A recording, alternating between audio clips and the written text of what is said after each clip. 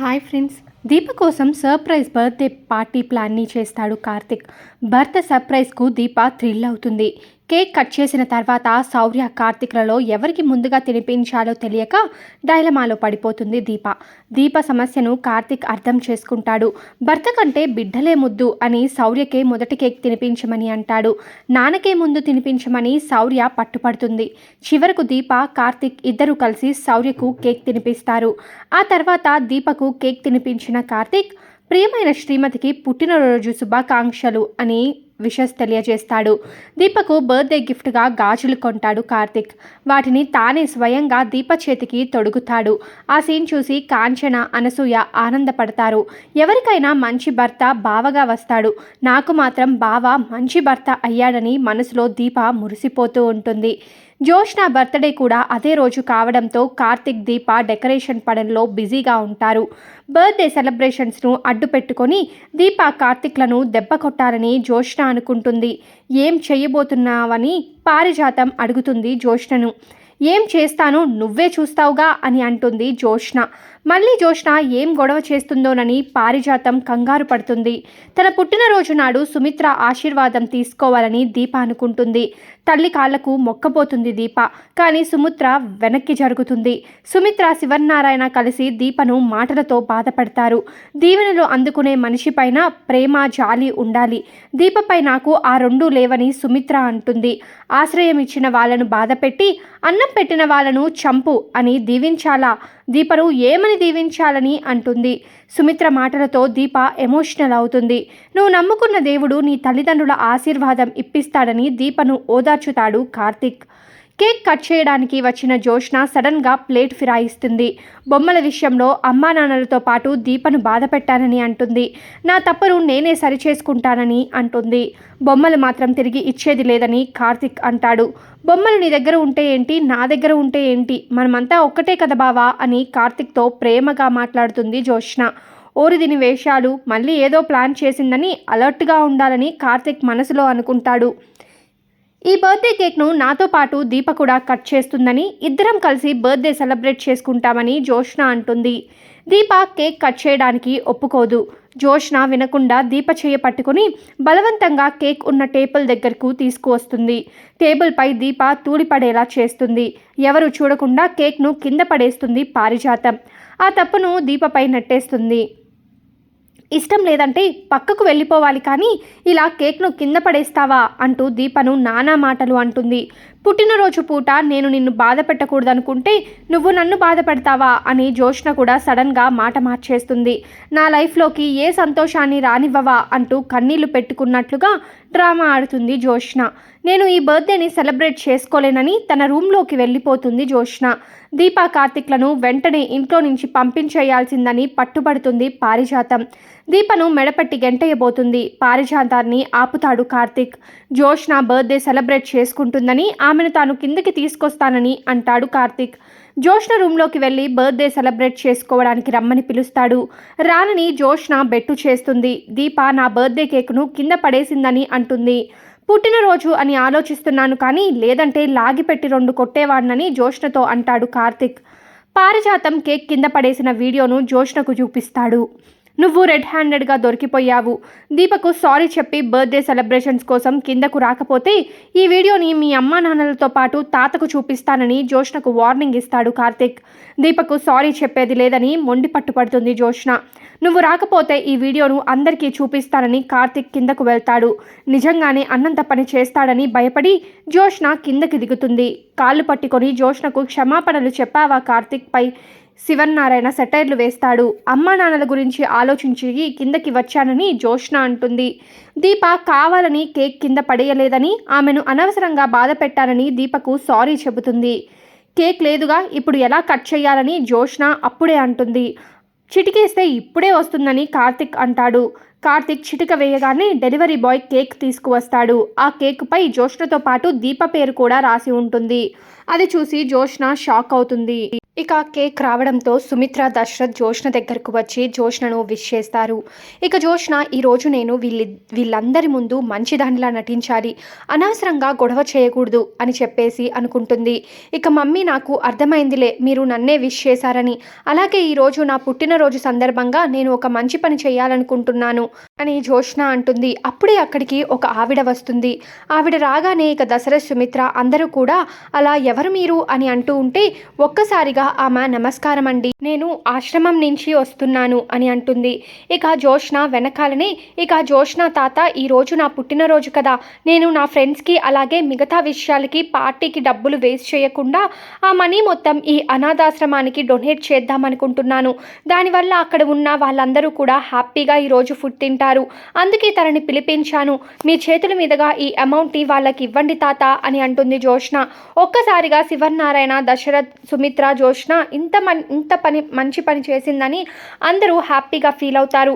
ఇక పారిజాతం నా మనవరాలు తక్కువది కాదు, భలే ప్లాన్ చేసింది అని అనుకుంటూ ఉంటే ఇక కార్తీక్, అబ్బా జోష్న నిన్న చేసిన దానికి అత్తని అలాగే మామయ్యని ఏదో ఒకటి చేసి మంచిదానిలా చేసుకోవడానికి ఇలా ప్లాన్ చేసావా, చెప్తా నీ పని అని అనుకుంటూ ఉంటాడు.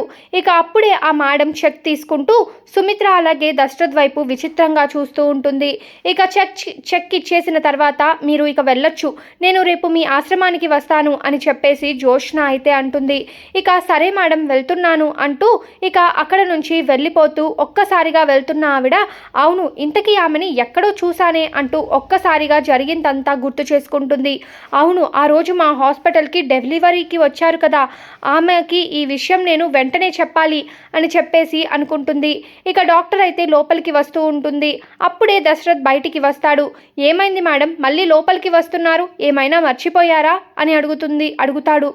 లేదండి, మేము మిమ్మల్ని కలుద్దామనే వచ్చాను, నేను ఒక ముఖ్యమైన విషయం మీకు చెప్పాలి అని వెనకాలనే ఏంటా విషయం అని దశరథ్ అడుగుతాడు. సార్ ఆ రోజు అదే మీ వైఫ్ సుమిత్ర గారు ఉన్నారు కదా, అవును ఆ రోజు మీ వైఫ్ అలాగే మీతో పాటు ఇంకొక ఆవిడ కూడా ఒకే రోజు డెలివరీకి వచ్చారు. అవును నా భార్య అలాగే నా తమ్ముడు భార్య ఇద్దరికి ఒకే రోజు మీ హాస్పిటల్లో డెలివరీ అయింది. అయితే ఆ రోజు మీ భార్యకి డెలివరీ చేసింది నేనే సార్, మీకు గుర్తున్నానా అని అడుగుతుంది. అది నాకు సరిగ్గా గుర్తులేదండి అని దశరథ్ అంటాడు. లేదు సార్, ఆ రోజు మీ వైఫ్కి అలాగే మీ తమ్ముడు వైఫ్కి డెలివరీ చేసింది నేనే. ఆ రోజు చాలా పెద్ద తప్పు జరిగింది సార్, ఆ విషయం మీకు చెబుదామనుకుంటే ఆ రోజు మీరు డెలివరీ అయిన వెంటనే పాపని తీసుకొని వెళ్ళిపోయారు. ఈ విషయం మీకు చెబుదామంటే మీ అడ్రస్ కూడా నోట్బుక్లో రాయలేదు, తర్వాత మీరు హాస్పిటల్కి కూడా రాలేదు. చాలాసార్లు ట్రై చేశాను మీ అడ్రస్ తెలుసుకోవడం కోసం, ఇన్నాళ్లకు మీరు నాకు కనిపించారు అని అంటుంది. ఆ మాటలకు దశరథ్, ఏంటి మేడం మీరేం చెప్పాలనుకుంటున్నారు అని అడుగుతాడు. సార్ ఆ రోజు మీ వైఫ్కి డెలివరీ అయింది కదా, అలాగే మీ తమ్ముడు వైఫ్కి కూడా డెలివరీ అయింది కదా, ఆ రోజు మీ వైఫ్ పక్కన ఉన్న మీ బిడ్డను మార్చేసి మీ తమ్ముడు గారికి పుట్టిన బిడ్డని మీ పక్కన పడుకోబెట్టారు. ఈ ఇంట్లో ఉన్న పెద్దావిడ, అదే స్పెట్స్ పెట్టుకొని ఇందాక లోపలే ఉన్నారు కదా ఆమె అని అంటుంది. ఎందుకు అలా చేసిందో నాకు తెలియదు అని కూడా చెబుతుంది డాక్టర్. ఈ విషయం నేను మీకు చెప్తాననేసరికి మా ఫ్యామిలీలో ఒకరికి యాక్సిడెంట్ అయింది. ఇక దాంతో నేను అది చూసి కూడా చెప్పకుండా వెళ్ళిపోయాను. తర్వాత రోజు హాస్పిటల్కి వచ్చి చూస్తే మీరు డిశ్చార్జ్ అయ్యి వెళ్ళిపోయారు. నేను రిజిస్టర్లో మీ అడ్రస్ కోసం చూశాను కానీ కనిపించలేదు. సార్ ఆ రోజు ఆమె ఎందుకు అలా చేసిందో తెలియదు, కానీ మీరు ఆ పెద్దావిడని అడిగారా, చెప్పండి సార్ అని అంటుంది. ఇక ఒక్కసారిగా దశరథ్ షాక్ అయిపోతాడు.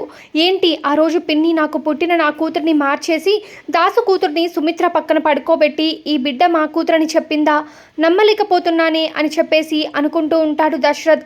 అదేంటి ఆ రోజు నా తమ్ముడికి పుట్టిన కూతురు చనిపోయిందని చెప్పారు కదా అని అడుగుతాడు దశరథ్. లేదు సార్, ఆమె మీ ఇద్దరు పిల్లలు బ్రతికే ఉన్నారు, కానీ ఆమె ఎందుకు ఇలా మీతో అబద్ధం చెప్పిందో నాకు తెలియదు. ఈ విషయం గురించి మీరు వెంటనే కనుక్కోండి సార్, మీకు అన్యాయం జరిగింది, మీ పాపను ఆమె మార్చేసింది అని అంటుంది. ఇప్పుడు మీరు మీ దగ్గర ఉన్న ఆమె ఖచ్చితంగా మీ కూతురు కాదు అని చెప్పేసి అంటుంది. తను అక్కడ నుంచి వెళ్ళిపోతుంది. ఇక దశరథ్ ఆ మాటలు విని చాలా బాధపడుతూ అక్కడికక్కడే కుప్పకూలిపోతాడు. అంటే ఇన్నాళ్ళుగా జోష్న మా కన్న కూతురని మేము అనుకుంటున్నాం, కానీ జోష్న నా కన్న కూతురు కాదా అని అనుకుంటూ బాధపడుతూ కుప్పకూలిపోతాడు. ఇంతలో అప్పుడే కార్తిక్ బయటికి వస్తాడు. దశరథ్ కుప్పకూలిపోవడం, బాధపడడం చూసి, మామయ్య ఏమైంది, ఇలా ఇక్కడ ఎందుకు కూర్చున్నావు నువ్వు, మామయ్య లే మామయ్య ఏమైంది అని అడుగుతాడు. ఒరే కార్తిక్, ఈ గుండె పగిలే నిజాన్ని విని నేను తట్టుకోలేకపోతున్నాను రా, అని అంటాడు దశరథ్. ఏమైంది మామయ్య, ఏమంటున్నావు నువ్వు? ఒరే కార్తిక్, ఇన్నాళ్ళుగా సుమిత్ర నేను అల్లారు ముద్దుగా మా గుండెల మీద పెంచుకున్న జోష్న మా కూతురు కాదంట్రా అని వెనకాలనే ఒక్కసారిగా అంటాడు. దానికి కార్తిక్ షాక్ అవుతాడు. మామయ్యకి విషయం ఎవరు చెప్పారు అని అనుకుంటూ ఉంటే ఇక కార్తిక్, మామయ్య ఏం మాట్లాడుతున్నావు నువ్వు అని అడుగుతాడు. అవునురా, ఇందాక అనాథాశ్రమం కోసం డొనేషన్ కోసం వచ్చింది కదా, ఆమె సుమిత్రకి పురుడు పోసిన డాక్టరట. ఇప్పుడే ఆమె నాతో ఈ విషయం చెప్పింది. ఆ రోజు పిన్ని తమ్ముడు కూతురు చనిపోయిందని చెప్పింది, కానీ దాసు కూతురు చనిపోలేదట. దాస కూతుర్ని మా బిడ్డ అంటూ ఉయ్యాల్లో ఉన్న పిల్లల్ని మార్చేసిందంట పిన్ని. ఆ విషయం డాక్టర్ నాతో ఇప్పుడే చెప్పారు, కానీ డాక్టర్ ఆ నిజం చెప్పడానికి వచ్చేసరికి మేము డిశ్చార్జ్ అయ్యి వెళ్ళిపోయామట అని అంటాడు. కానీ పిన్ని ఎందుకు ఇలా చేసిందో నమ్మలేకపోతున్నానురా. నా బిడ్డని మార్చి దాసు కూతుర్ని నా కూతురునని ఎందుకు అబద్ధం చెప్పింది? ఇంతకీ నా బిడ్డ ఎక్కడుంది? నాకేం అర్థం కావట్లేదురా, నా కూతురు ఎక్కడుందో అని దశరథ్ ఏడుస్తూ ఉంటాడు. ఇక కార్తిక్ చేతులు పట్టుకొని బాధపడుతూ ఉంటాడు దశరథ్. ఒక్కసారిగా కార్తిక్, మామయ్య ఏడవద్దు మామయ్య, మీ కూతురికి ఏం కాదు. ఎలా చెప్తావురా? పిన్ని నా కూతురిని ఏం చేసిందో, అసలు నా కూతురు బ్రతుకుందో లేదో ఇప్పుడు ఎక్కడని వెతకాలి, నా కూతురు కోసం ఎక్కడ వెతకాలి అని గుండె పగిలేలా ఏడుస్తూ ఉంటే మామయ్యకి నిజం చెప్పాలి. మామయ్య మీరు ఏడవద్దు, మీ కూతురు, మీ కన్న కూతురు బ్రతికే ఉంది. ఒరే కార్తిక్, ఏమంటున్నావురా నువ్వు? నీకు నిజం తెలుసా? చెప్పరా, నాకంతా నిజం తెలుసు మామయ్య. జోష్న మీ కన్న కూతురు కాదు, దాసు మామయ్య కూతురు అన్న విషయం మీకంటే ముందు నాకే తెలుసు అని అంటాడు కార్తిక్. ఒరే కార్తిక్, ఏమంటున్నావురా నువ్వు అని అడుగుతాడు దశరథ్. అవును మామయ్య, ఈ విషయం నాకు ముందే తెలుసు, అందుకే మీ కూతుర్ని మీకు దగ్గర చేయడం కోసమే నేను ఇక్కడికి వచ్చాను అని కార్తిక్ అంటాడు. అంటే ఏంట్రా కార్తిక్, నా కూతురు ఎక్కడుందో తెలుసా అని అంటాడు దశరథ్. చెప్పరా, పిన్ని ఎందుకు నా కూతుర్ని మార్చింది చెప్పరా కార్తిక్ అని అంటాడు. మామయ్య, మీకు ఈ నిజమంతా తెలియాలి అంటే జరిగింది మీకు తెలియాలి. పిన్ని పారు ఇంటి మీద పగపట్టింది. తాత తనకి తన కొడుకుకి అన్యాయం చేస్తున్నాడని ఈ కుటుంబం మీద పగ తీర్చుకోవడం కోసం తన మనవరాల్ని ఇంటి వారసురాల్ని చెయ్యాలని ఆ రోజు సుమిత్ర అత్తకి పుట్టిన కూతుర్ని చంపేయమని కుబేరుడికి ఇచ్చింది కార్తిక్ అని చెప్తాడు. ఏంట్రా నువ్వు అంటుంది? అవును, కానీ ఆ బిడ్డని చంపకుండా కుబేర్ బస్టాండ్లో వదిలి వెళ్ళిపోయాడు. కానీ అప్పుడే ఇదంతా దాసు మామయ్య దొంగచాటుగా చూశాడు. అప్పుడే ఆ బిడ్డని కుబేర్ అతను తీసుకువెళ్ళి పెంచుకున్నాడు. అవును మామయ్య, మీరందరూ అసహించుకుంటున్నట్టు ద్వేషిస్తూ దూరంగా పెడుతున్న దీపే మీ కన్న కూతురు. ఈ విషయం నాకు లోలోన దాసు మామయ్య చెప్పాడు. అందుకే దీపని ఈ కుటుంబానికి దగ్గర చేయాలని ఈ ఇంటి పనివాళ్ళుగా మేము ఇక్కడికి వచ్చాము.